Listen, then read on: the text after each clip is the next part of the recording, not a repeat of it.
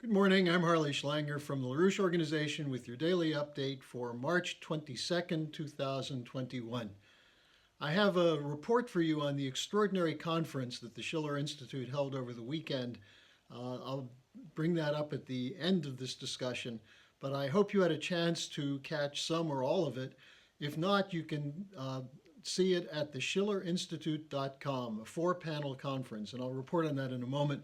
But let me take up a couple of the leading developments, starting with just a quick review of this National Intelligence Council report, Foreign Threats to the 2020 Federal Elections. This essentially is more of the same lies coming from the intelligence community. We're told about troll farms that interfered. Governments of Iran, Venezuela, possibly North Korea, and Russia were involved in hacking and various other kinds of disturbances. But weren't we told that the 2020 election was the cleanest election ever with no interference? So, first of all, this just shows there's a contradiction to that. But listen to the final page of the report, and this was released on March 10th. Final page said, judgments, meaning judgments about the interference, are not intended to imply that we have proof that shows something to be a fact. So this is being presented as a fact by people such as Rachel Maddow and all the Russia-gators running around the country. And yet the report itself says there's no proof that this is a fact. So more of the same kind of shaping of a narrative to develop the idea of enemy images to America that we have to confront. Now, in reality, the other part of the reporting comes from a report on the financing of the 2020 election.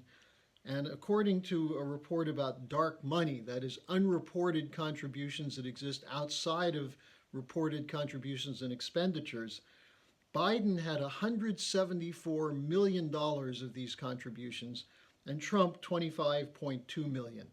The Democrats always say the Republicans use big money. Well, here we see the fraud of that the game was played by both sides, but in this case, much more so by the Democrats. Now, secondly, let's look at the events of the end of last week, the Biden administration discussion of Russia and China. Let's start with Russia. Biden was interviewed by George Stephanopoulos, and Stephanopoulos asked him if he believes that Putin, the president of Russia, is a killer. And Biden appeared to agree with him that Putin is a killer, and then went on to say that he told Putin that he has no soul. And he also said the U.S. will respond to allegations of Russian hacking in the SolarWinds case. Again, no proof, no evidence, just allegations. But over the weekend, Jake Sullivan, the U.S. National Security Advisor, said the U.S. will launch cyber attacks against Russia in retaliation. So no proof, and we're going to launch cyber attacks.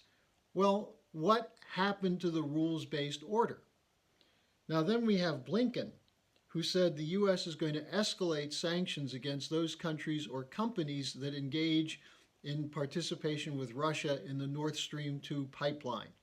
Again, how is this part of a rules-based order? If you don't like something that you claim Russia did without proof, in this case, the Navalny case, you can then carry out sanctions to shut down businesses of people who were not involved in any way if there had been proof of the Navalny case, which there is not. But if there had been, why an across-the-board punishment? So here we see again a lawless reaction from the United States, very similar to what we've seen from Pompeo during the last year of the Trump administration.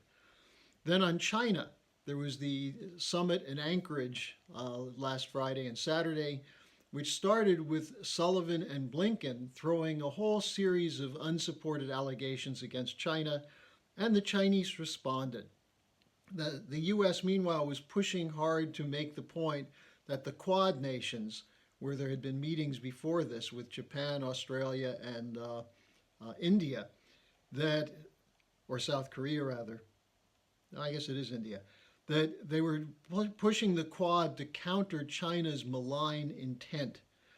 Now the Chinese responded. They pushed back at the meeting, but the Global Times had a slightly different take of the meeting. They said the meeting was, quote, better than expectations, unquote. They said that the meeting, quote, made some progress in improving mutual understanding and avoiding strategic miscalculation. And finally, they said the solution to these problems would be to engage in joint projects for development, but added it is a fantasy to strike China down.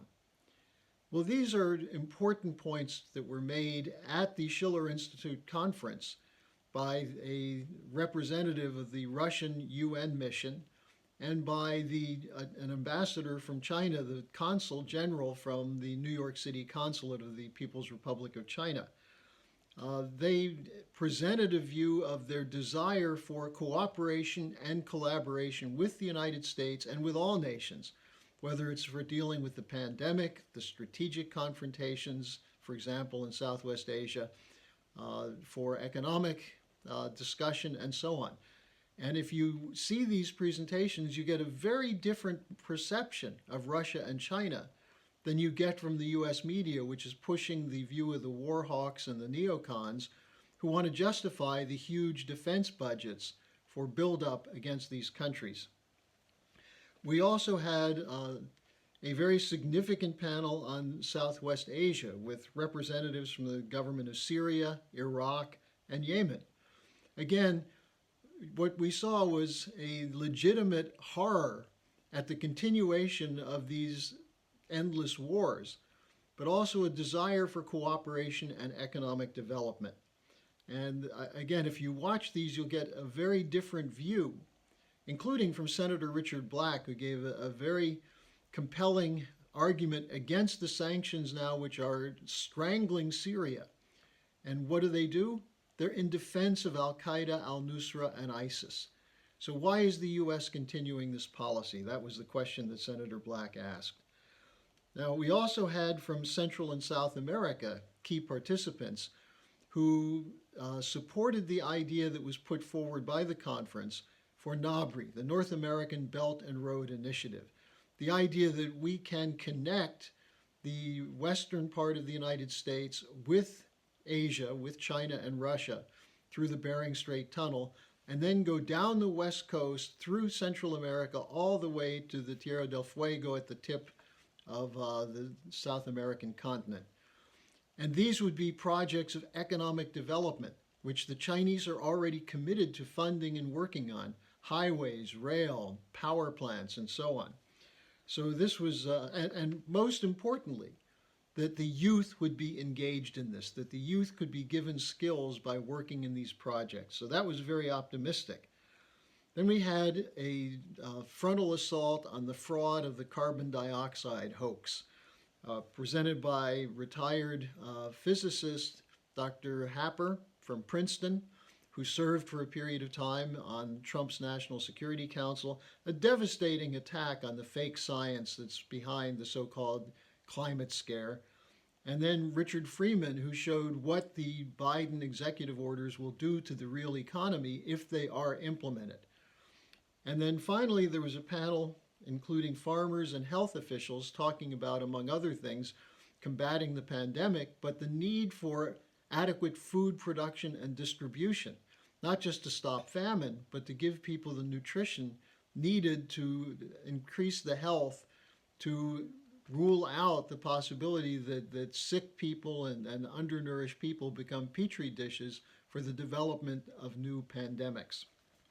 So as a whole, the strategic side of things, especially Russia, China, and Southwest Asia, the idea of cooperation, the idea of real science versus pseudoscience, this conference was an extraordinary discussion, a real dialogue.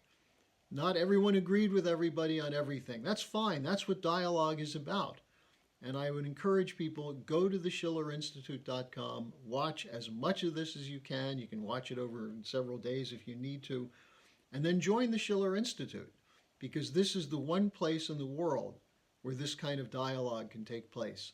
So thanks for joining me. I'll be back again tomorrow. Share this video, share the Schiller Institute conference video with as many people as you can, and I'll see you tomorrow.